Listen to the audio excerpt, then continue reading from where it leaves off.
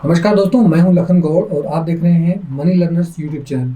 दोस्तों, आज तक आप लोगों ने सुना था कि डोनाल्ड ट्रंप ने ये ट्वीट कर दिया, डोनाल्ड ट्रंप ने वो ट्वीट कर दिया। और जब भी डोनाल्ड ट्रंप जो है ट्वीट करता था, कहीं ना कहीं जो है वो आप सभी लोग जानते हैं डोनाल्ड ट्रंप किस टाइप का इंसान है।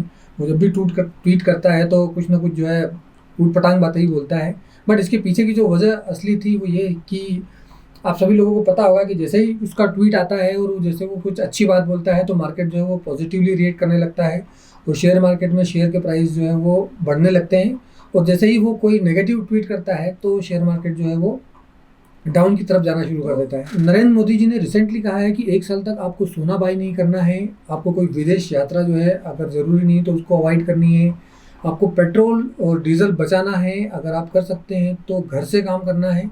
तो इस तरह की बातें जो हैं उन्होंने कही, तो उसके पीछे क्या रीज़न हो सकते हैं, तो आज की अपनी इस वीडियो में आज हम इन चीज़ों को समझने की कोशिश करेंगे।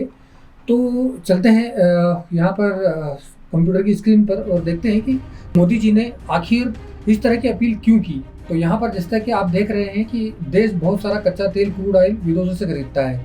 तो आप सभी लोगों को पता है कि जो हमारे घर के अंदर गैस है, जो पेट्रोल डीजल जो भी बनता है वो क्रूड ऑयल से बनता है। तो क्रूड ऑयल हमको विदेशों से खरीदना पड़ता है। साथ ही साथ भारत जो है सोना भी विदेश से इंपोर्ट करता है। और इन चीज़ों को खरीदने के लिए हम लोगों को डॉलर में भुगतान करना पड़ता है। और आपको सभी लोगों को पता है कि युद्ध जैसी सिचुएशन चल रही है, तो उससे क्या हो रहा है कि कच्चे तेल के दाम जो है वो बहुत ज़्यादा बढ़ रहे हैं। और अगर आयात बढ़ा, अगर हम लोगों ने इन चीज़ों को इंपोर्ट किया ज़्यादा बड़ी मात्रा में, तो उससे क्या होगा कि हमारा जो रुपया है, रुपये की कीमत जो है वो डाउन होती चली जाती है डॉलर के कंपैरिजन में। और हम लोग देश से ज़्यादा पैसा जो है वो बाहर जा रहा है और उसके बदले में कम चीज़ें जो है हम इंपोर्ट कर पा रहे हैं। तो ये एक वजह है। उसके अलावा जो है आगे समझते हैं कि इस तरह की चीज़ों की वजह से जो है मोदी जी ने इस तरह की अपील की है। और अब यहाँ पर हम लोगों को क्या करना चाहिए इसके बारे में उन्होंने बताया है कि भाई वर्क फ्रॉम होम के लिए जब मोदी जी ने बोला है तो उसका सिंपल सा फंडा ये है कि भाई आप ही जाने की ज़रूरत कम पड़ेगी, गाड़ियों का इस्तेमाल कम होगा, तो इससे पेट्रोल डीजल की बचत होगी। जाहिर सी बात है, सोना खरीदने से बचे, ज़रूरत न हो तो। कि भाई अगर आपको बहुत ज़्यादा ज़रूरत नहीं है सोना खरीदने की तो उससे बचना चाहिए अभी के लिए। जिस तरह से मोदी जी ने अपील की है, तो सोना आयात करने से डॉलर बाहर जाता है। अभी ज़रूरत ना हो तो सोना खरीदना जो है हम लोगों को अभी टाल देना चाहिए। अनावश्यक विदेश यात्रा, जब विदेश यात्रा करते हैं तो वहाँ पर भी जो है उस देश की करेंसी में हमें खर्च करना पड़ता है।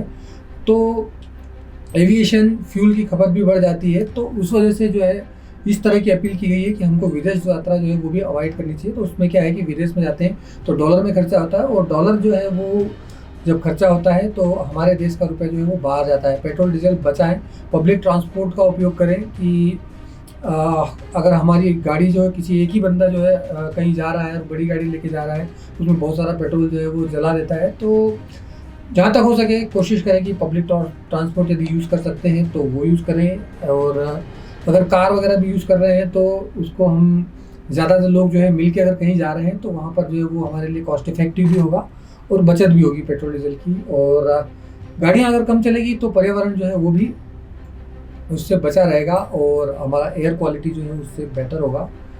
उसके बाद में इससे क्या फ़ायदा होगा, ये यहाँ पर है हम लोगों ने डिस्कस कर ही लिया है। डॉलर की बचत होगी, देश की अर्थव्यवस्था मजबूत होगी, रुपया जो है हमारा मजबूत होगा और भारत आत्मनिर्भर और शक्तिशाली बनेगा और हम सबका भविष्य जो है इसमें उज्जवल बनेगा। यहाँ पर ध्यान रखने वाली बात एक ये है कि ये कोई बैन नहीं है या इस तरह का कोई कानून नहीं है। ये देश के प्रधानमंत्री ने अपील की है आम जनता के साथ, और इसका क्या इम्पैक्ट आ सकता है वो यहाँ पर हमने आपको इस जो है माध्यम से, पिक्चर्स के माध्यम से समझाने की कोशिश की है। तो अभी हम देखते हैं कि मार्केट के ऊपर जो है इसका क्या इम्पैक्ट आएगा। तो यहाँ पर देखिए सरकार ने जो अपील की है, हमारे पीएम मोदी जी ने जो अपील की है उससे तो आप सभी लोगों को हमने वो अवगत करा ही दिया है। इसके बाद में शेयर मार्केट पर देख लेते हैं इसका क्या इम्पैक्ट आएगा।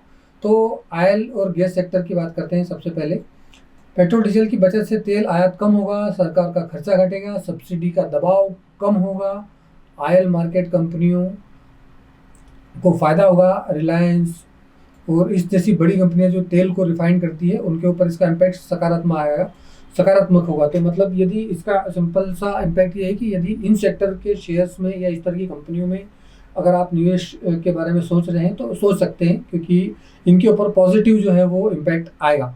और उसके अलावा जो है हम गोल्ड और ज्वेलरी सेक्टर की बात कर लेते हैं।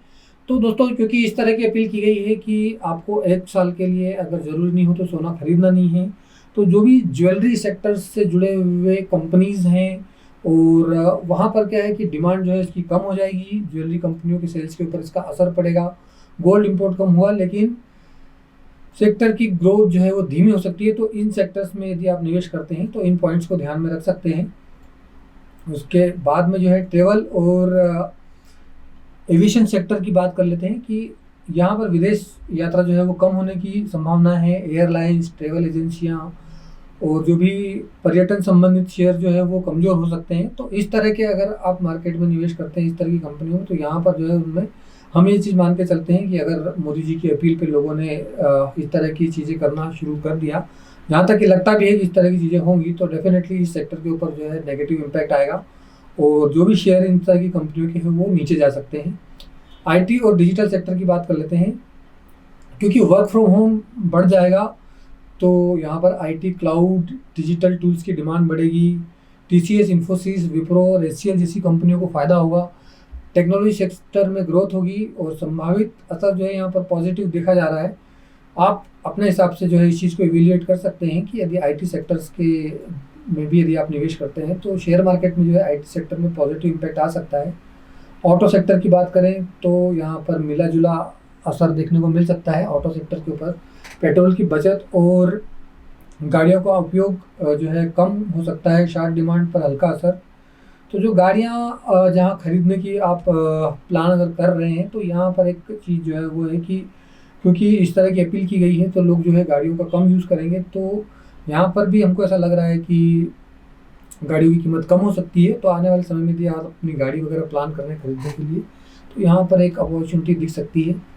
चलाने के लिए मना किया गया है लेकिन खरीदने के लिए नहीं। तो यदि आप प्लान कर रहे हैं तो एक अपॉर्चुनिटी बन सकती है।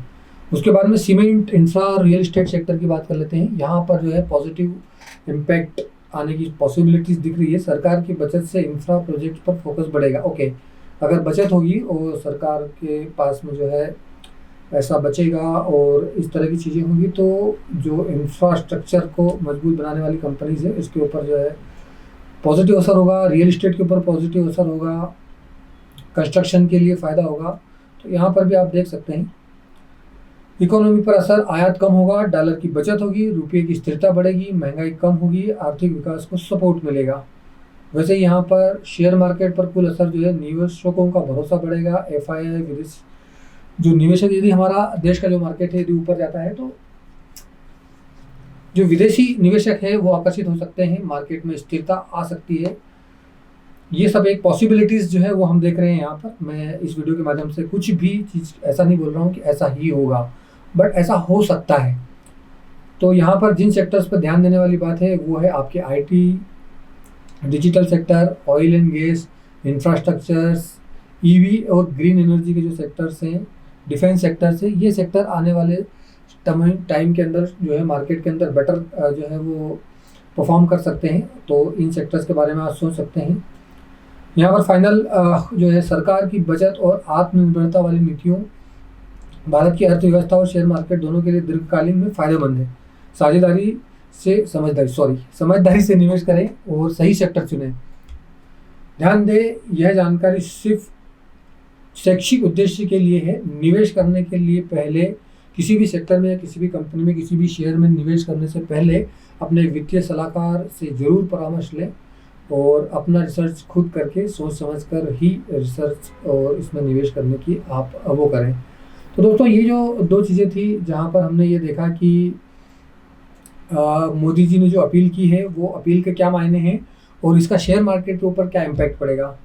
तो दोस्तों अब यहाँ पर जो है फाइनल जो है हम अपने तरफ से बात कर लेते हैं। कुछ समय से क्या हो रहा था कि डोनाल्ड ट्रंप जो है वो ट्वीट कर रहे थे, मार्केट को मैनिपुलेट कर रहे थे और बहुत ज़्यादा जो है उन्होंने मार्केट में कुछ तरह की एक्टिविटी की है कि जो हम लोग ये बोल सकते हैं कि उन्होंने काफ़ी मैनिपुलेट किया मार्केट को। तो अभी उसके पॉजिटिव इम्पैक्ट के लिए जो है वो पीएम मोदी ने भी इस तरह के कुछ जो है बयान दिए हैं जिससे कि इंडिया का जो मार्केट है उसके ऊपर कुछ ना कुछ पॉजिटिव इम्पैक्ट आए। तो मैंने यहाँ पर आपको पूरी तरीके से समझाने की कोशिश की है कि मोदी जी ने अगर इस तरह की अपील की है तो उसके क्या मायने हैं और उसके अलावा यदि आप शेयर मार्केट में निवेश करते हैं तो उसके किन किन सेक्टर्स पे क्या क्या इम्पैक्ट आ सकते हैं।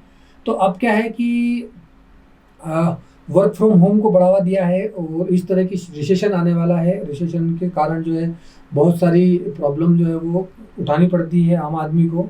तो यहाँ पर जो है हमने इस वीडियो के अंदर जो डिस्कस किया वो तो ये किया कि भाई इस तरह की अपील क्यों की गई और मार्केट शेयर मार्केट में यदि आप लोग निवेश करते हैं तो उस पर क्या इम्पैक्ट आ सकता है।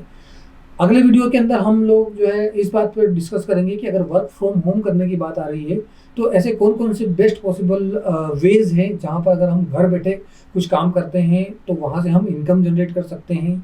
अगर कोई बिजनेस शुरू करना है तो वो ऐसा कौन सा बिजनेस है जिस बिजनेस को हम वर्क फ्रॉम होम करके स्टार्ट कर सकते हैं और क्या क्या income opportunities work from home करके बन सकती है। तो नेक्स्ट वीडियो में हम लोग डेफिनेटली इस तरह की अपॉर्चुनिटीज़ के ऊपर बात करेंगे। तो ये वीडियो आपने यहाँ तक देखा है उसके लिए आप सभी लोगों का बहुत बहुत धन्यवाद। इस चैनल को प्लीज़ सब्सक्राइब करें ताकि आने वाले वीडियोस के अपडेट्स और नोटिफिकेशन आपको टाइम पे मिल सके। और क्योंकि इस चैनल के ऊपर हम लोग मनी से रिलेटेड, पैसे से रिलेटेड जो है वीडियोस बनाते हैं।